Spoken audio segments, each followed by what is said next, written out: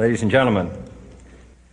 The very word secrecy is repugnant in a free and open society, and we are, as a people, inherently and historically opposed to secret societies, to secret oaths, and to secret proceedings. We decided long ago that the dangers of excessive and unwarranted concealment of pertinent facts far outweighed the dangers which are cited to justify it. Even today, there is little value in opposing the threat of a closed society by imitating its arbitrary restrictions.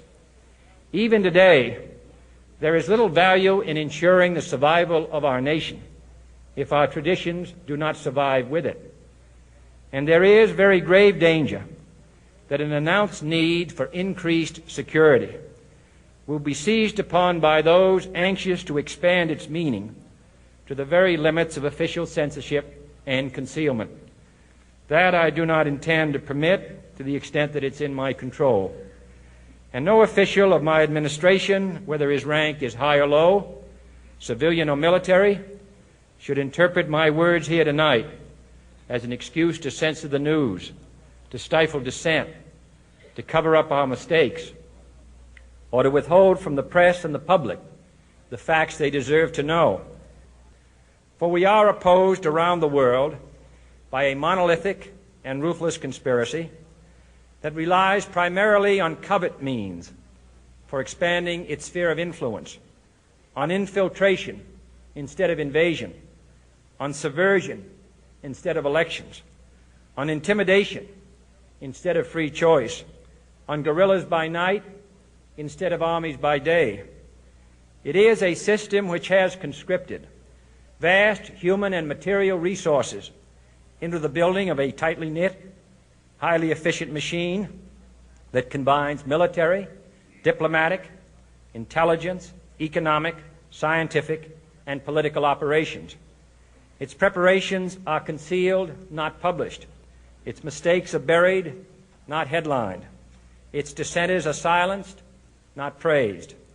No expenditure is questioned, no rumor is printed, no secret is revealed. No president should fear public scrutiny of his program, for from that scrutiny comes understanding, and from that understanding comes support or opposition, and both are necessary.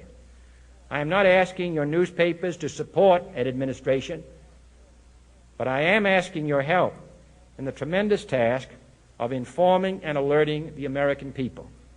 For I have complete confidence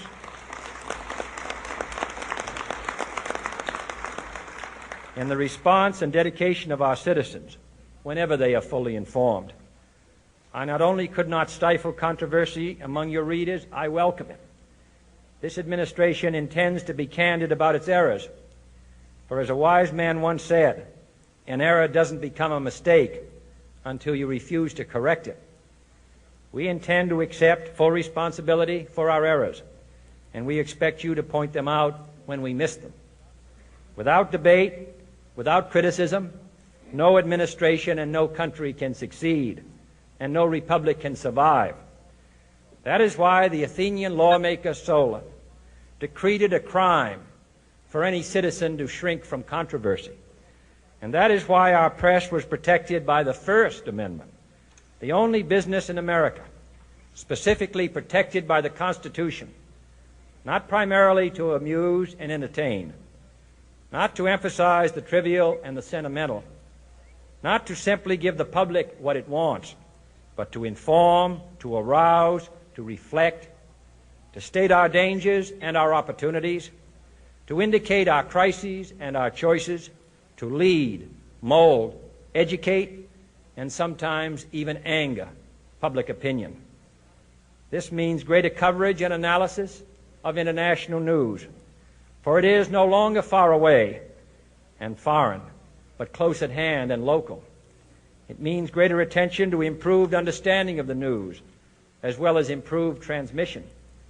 And it means, finally, that government at all levels must meet its obligation to provide you with the fullest possible information outside the narrowest limits of national security.